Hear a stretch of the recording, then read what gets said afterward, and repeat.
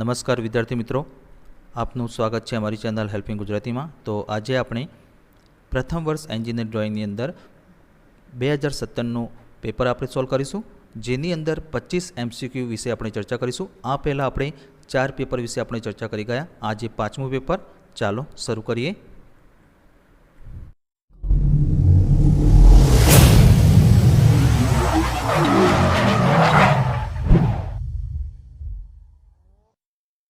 तो पहलो प्रश्न, तो मित्रों आ विडियोनी अंदर जे पण प्रश्न ब्लू कलर एटले के वादળી कलरथी हाईलाइट करेलो छे ए प्रश्न अगाऊ आपणे 4 पेपर विषे आपणे चर्चा करी, तो एनी अंदर जे प्रश्न हतो ए अहींया फरीथी रिपीट थाय छे एवुं मानवुं।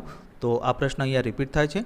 The dimension figure for diameter of a circle should एटले के वर्तुळना व्यास माटे परिमाण एटले के डायमेंशन आकृति खाली जग्या होवी जोईए। तो ऑप्शन ए प्रतीक फाई द्वारा आगर, बी प्रतीक डी द्वारा आगर, सी प्रतीक फाई द्वारा प्रत्यय અને ડી પ્રતીક ડી દ્વારા પ્રत्यय। તો આનો સાચો જવાબ છે ઓપ્શન નંબર એ પ્રતીક ફાઈ દ્વારા આગળ। તો મિત્રો અહીંયા સમજ માટે આપણે આકૃતિ પણ લીધેલી છે કે કોઈ પણ ડાયામીટર એટલે કે વ્યાસ હોય તો એને દર્શાવવા માટે જે માપ આપણે લખીએ છીએ એને આગળ અહીંયા જે સિમ્બોલ ફાઈનો આવે છે, જે ડાયામીટરનો સિમ્બોલ દર્શાવે છે, તો એ આગળ મૂકવામાં આવે છે। ત્યારબાદ બીજો પ્રશ્ન, extension arm use with engineer compass is to facilities એટલે કે એન્જિનિયરિંગ કંપાસની સાથે ઉપયોગમાં લેવાતા એક્સટેન્શન આર્મ ખાલી જગ્યા સુવિધાઓ માટે છે। તો ઓપ્શન એ ગ્રીપિંગ આર્મમાં વધારો કરવા, બી મોટા વ્યાસના વર્તુળો દોરવા, સી લેગ વચ્ચેનું અંતર એડજસ્ટ કરવા અને ડી ચોકસાઈમાં વધારો કરવા। તો આનો સાચો જવાબ છે ઓપ્શન નંબર બી મોટા વ્યાસના વર્તુળો દોરવા એટલે કે draw circle of large diameter. तो मित्रों अहींया समझ माटे आपणे आकृति पण लीधेली छे कि अहींया जे कंपास बतावेलो छे तो एनी अंदर अहींया एक्सटेन्शन आर्म फिट करवामां आवे छे, जेनो उपयोग मोटा व्यासना वर्तुळो दोरवा माटे थाय छे। त्यारबाद तीजो प्रश्न, आ प्रश्न पण अहींया रिपीट थाय छे। अगाउना जे पेपर आपणे सोल्व कर्या तो एनी अंदर पण प्रश्न हतो, अहींया फरीथी रिपीट थाय छे। To draw the smooth curve for any nature the draftman will select the following એટલે કે કોઈ પણ પ્રકૃતિના સરળ વળાંકો એટલે કે કર્વ દોરવા માટે ડ્રાફ્ટમેન નીચેનામાંથી શેની પસંદગી કરશે? તો option A mini drafter, B french curve, C eraser shield અને ડી ટેમ્પલેટ। તો આનો સાચો જવાબ છે option number B french curve. તો મિત્રો અહીંયા આપણે આકૃતિ પણ લીધેલી છે કે આ જે સેટ સ્ક્વેરનું સેટ આવે છે તો એની અંદર ડાબી બાજુનું જે સેટ સ્ક્વેર છે તો એની અંદર પ્રોટેક્ટર આપવામાં આવેલું હોય છે, અને આ પ્રકારનું જે સેટ સ્ક્વેર હોય છે જમણી બાજુ તો એમાં આ રીતના ફેન્ચ કર્વ આપેલા હોય છે, જેનો ઉપયોગ સરળ વળાંકો એટલે કે કર્વ દોરવા માટે થાય છે। ત્યારબાદ ચોથો પ્રશ્ન, આ પ્રશ્ન પણ રિપીટ થાય છે। A line segment that line within a circle and does not pass through the centre of the circle is called એટલે કે એક લાઇન સેગમેન્ટ એટલે કે રેખાખંડ કે જે વર્તુળમાં આવેલું છે અને વર્તુળના કેન્દ્રમાંથી પસાર થતું નથી તેને ખાલી જગ્યા કહેવામાં આવે છે। તો ઓપ્શન એ ટેન્જન્ટ એટલે કે સ્પર્શક, બી સેક્રેટ, સી કોર્ડ અને ડી વ્યાસ એટલે કે ડાયામીટર। તો આનો સાચો જવાબ છે ઓપ્શન નંબર સી કોર્ડ। ત્યારબાદ પાંચમો પ્રશ્ન, hidden line are represented by lines એટલે કે હિડન લાઇન એટલે કે છુપાયેલી રેખાઓ ખાલી જગ્યા લાઇનો દ્વારા દર્શાવવામાં આવે છે।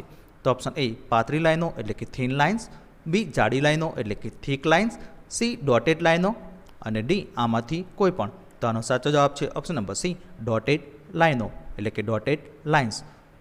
तो मित्रों अहींया समझ माटे आपणे आकृति पण लीधेली छे कि हिडन लाइन जे आवे छे ए आ प्रकारनी डॉटेड लाइनथी दर्शाववामां आवे छे।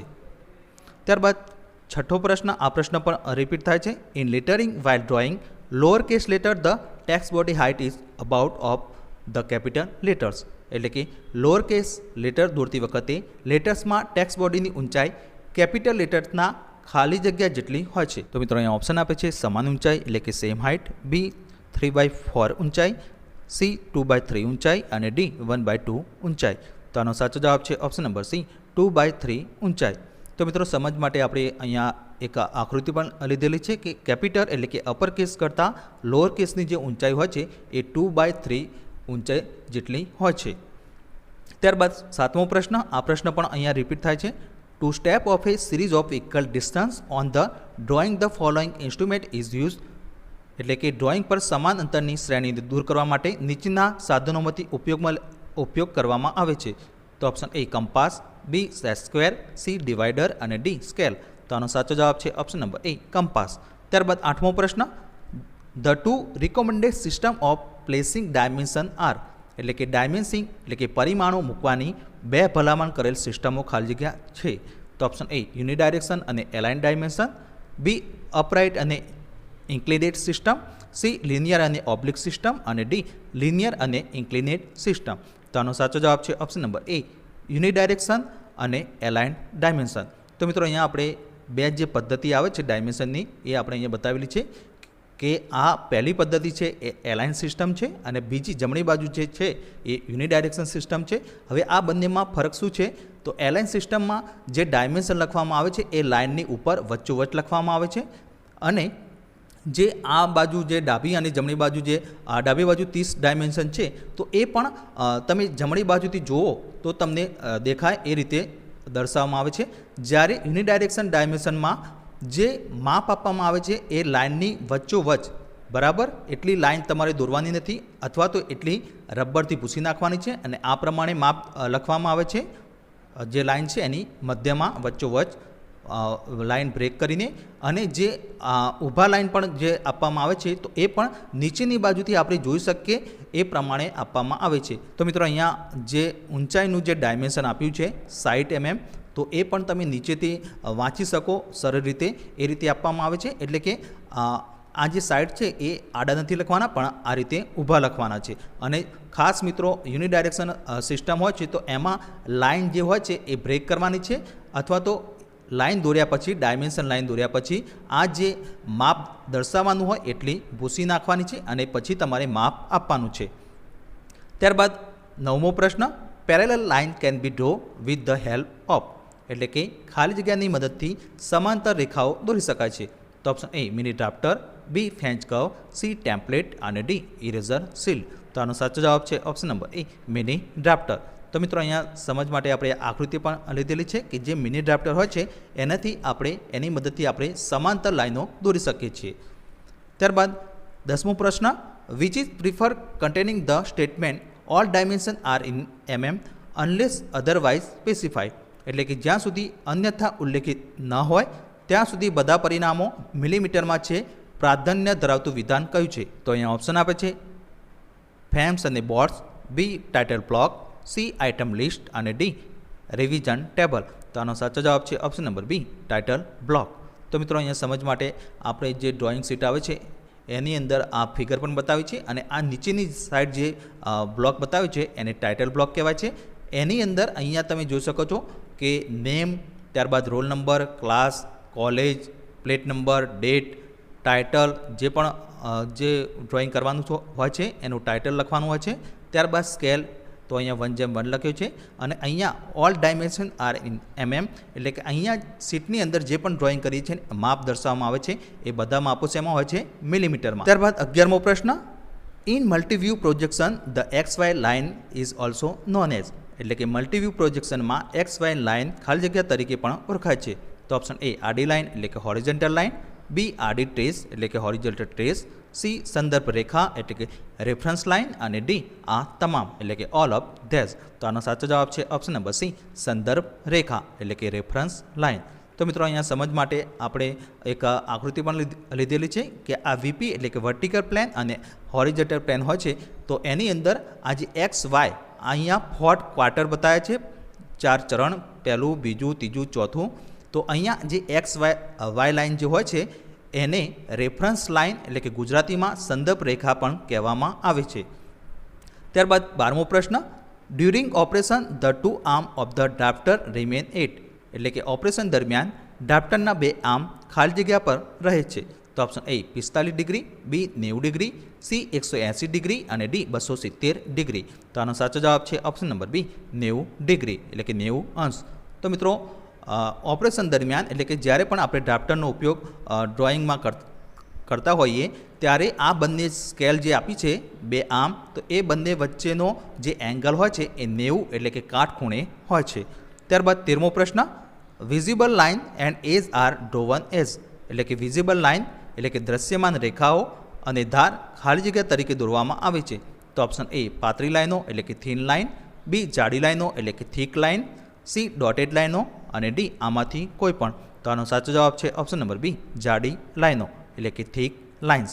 तो मित्रों समझ माटे आपणे आकृति पण लीधेली छे कि विजिबल एटले कि जे सादी भाषामां कहीए तो ड्रॉइंगनी जे बॉर्डर होय छे ए थीक लाइन एटले कि जाड़ी लाइनोथी दोरवामां आवे छे। तो अहींया तमे जोई शको छो कि आ अहींया बतावी छे 3 जे ऑब्जेक्ट छे तो एनी अहींया आपणे एराथी बतावेलुं छे अने आ जे तमाम लाइनो होय छे एने विजिबल लाइन कहेवामां आवे छे अने ए हमेशा केवी होय छे जाड़ी लाइनो।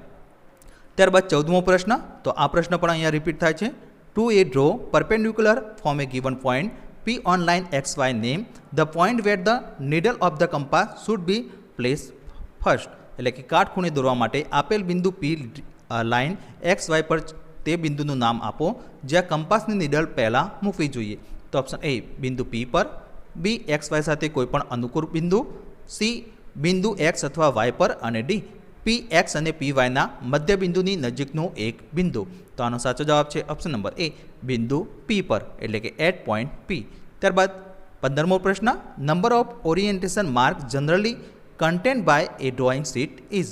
એટલે કે સામાન્ય રીતે ડ્રોઈંગ શીટમાં સમાયેલ ઓરિએન્ટેશન માર્કની સંખ્યા ખાલી જગ્યા છે। તો ઓપ્શન એ 1, B 2, C 3 અને D 4। તો આનો સાચો જવાબ છે ઓપ્શન નંબર B 2 એટલે કે 2। તો મિત્રો અહીંયા સમજ માટે આપણે ડ્રોઈંગ શીટની એક ફિગર પણ લીધેલી છે કે જેની અંદર ઓરિએન્ટેશન માર્ક જે હોય છે એ 2 આપ્યા છે। એક ડાબી બાજુ વચ્ચોવચ જે સીટની જે માપ હોય છે એના વચ્ચોવચ આ રીતે એક ડાબી બાજુ આપ્યું છે અને બીજું નીચેની બોટમ સાઈડે પણ સેન્ટરમાં વચ્ચોવચ આ રીતે આપેલું છે। એટલે ટોટલ ઓરિએન્ટેશન માર્ક જે સીટમાં હોય છે એ ટોટલ 2 હોય છે। ત્યારબાદ 16મો પ્રશ્ન, આ પ્રશ્ન પણ અહીંયા રિપીટ થાય છે। The recommended symbol for indicating the angle of projection show to view of the frustum of હે। એટલે કે પ્રક્ષેપણના ખૂણાને દર્શાવવા માટે ભલામણ કરેલ સિમ્બોલ ખાલી જગ્યાના ફ્રસ્ટમના 2 વ્યૂ દર્શાવે છે। તો ઓપ્શન એ ચોરસ પિરામિડ એટલે કે સ્ક્વેર પિરામિડ, B ત્રિકોણાકાર પિરામિડ એટલે કે ટ્રાયંગ્યુલર પિરામિડ, C શંકુ એટલે કે કોન અને D આમાંથી કોઈ પણ એટલે કે એની ઓફ ધેસ। તો આનો સાચો જવાબ છે ઓપ્શન નંબર C શંકુ એટલે કે કોન। તો મિત્રો અહીંયા આપણે એક ફિગર પણ લીધેલી છે કે પ્રોજેક્શનમાં એંગલ ઓફ પ્રોજેક્શનમાં જે સિમ્બોલ દોરવામાં આવે છે તો એનો એમાં આ જે શંકુ એટલે કે ફ્રસ્ટમ એટલે કે શંકુ જે હોય છે તો એની ઉપરનો ભાગ કાપી નાખવામાં આવે એ સિમ્બોલનો ઉપયોગ થાય છે। એટલે કે ટૂંકમાં કહીએ તો કોનનો સિમ્બોલ માટે કોનનો ઉપયોગ કરવામાં આવે છે। તો અહીંયા આપણે 2 સિમ્બોલ બતાવે છે, એક ફર્સ્ટ એંગલ અને બીજો થર્ડ એંગલ। ત્યારબાદ 17મો પ્રશ્ન, when a circle pass through 3 given point is center line at the intersection of. એટલે કે જ્યારે વર્તુળ આપેલા 3 બિંદુઓમાંથી પસાર થાય છે ત્યારે તેનું કેન્દ્ર ખાલી જગ્યાના આંતરછેદ પર આવેલું હોય છે। તો ઓપ્શન એ સૌથી લાંબી રેખાનો કાટખૂણે દ્વિભાજક અને સૌથી ટૂંકી રેખાના છેડેથી દોરવામાં આવેલી લંબ રેખા, B સૌથી ટૂંકી રેખાનો લંબ દ્વિભાજક અને સૌથી લાંબી રેખાના છેડેથી દોરવામાં આવેલી લંબ રેખા, C બિંદુને જોડતી રેખાનું લંબ દ્વિભાજક અને D દરેક બિંદુ દ્વારા દોરવામાં આવેલ સ્પર્શક એટલે કે ટેન્જન્ટ। તો આનો સાચો જવાબ છે ઓપ્શન નંબર C બિંદુને જોડતી રેખાનું લંબ દ્વિભાજક એટલે કે the perpendicular bisector of the line that connect the point. ત્યારબાદ 18મો પ્રશ્ન, the size of the letter keep on drawing. એટલે કે ડ્રોઈંગ પર રાખવામાં આવેલા અક્ષરોની સાઇઝ ખાલી જગ્યા હોય છે। તો ઓપ્શન એ એક સરખી એટલે કે કોન્સ્ટન્ટ, B ડ્રોઈંગની સાઇઝ મુજબ બદલાય છે, C ખબર નથી અને D આમાંથી કોઈ નહીં। તો આનો સાચો જવાબ છે ઓપ્શન નંબર એ એક સરખી એટલે કે કોન્સ્ટન્ટ। ત્યારબાદ 19મો પ્રશ્ન, તો આ પ્રશ્ન પણ અહીંયા રિપીટ થાય છે। Projection of an object by 3 view is known as. એટલે કે 3 વ્યૂ દ્વારા ઓબ્જેક્ટનું પ્રક્ષેપણ ખાલી જગ્યા તરીકે ઓળખાય છે। તો ઓપ્શન એ perspective, B isometric, C oblique અને D ઓર્થોગ્રાફિક। તો આનો સાચો જવાબ છે ઓપ્શન નંબર D ઓર્થોગ્રાફિક। ત્યારબાદ 20મો પ્રશ્ન, select correct front view from the given orthographic view. એટલે કે આપેલ ઓર્થોગ્રાફિક વ્યૂમાંથી સાચો ફ્રન્ટ વ્યૂ એટલે કે સામેનો દેખાવ પસંદ કરો। તો મિત્રો અહીંયા જે આઇસોમેટ્રિક ઓબ્જેક્ટ આપ્યું છે આ ફ્રન્ટ વ્યૂ દર્શાવ્યું છે એ ડાબી બાજુ।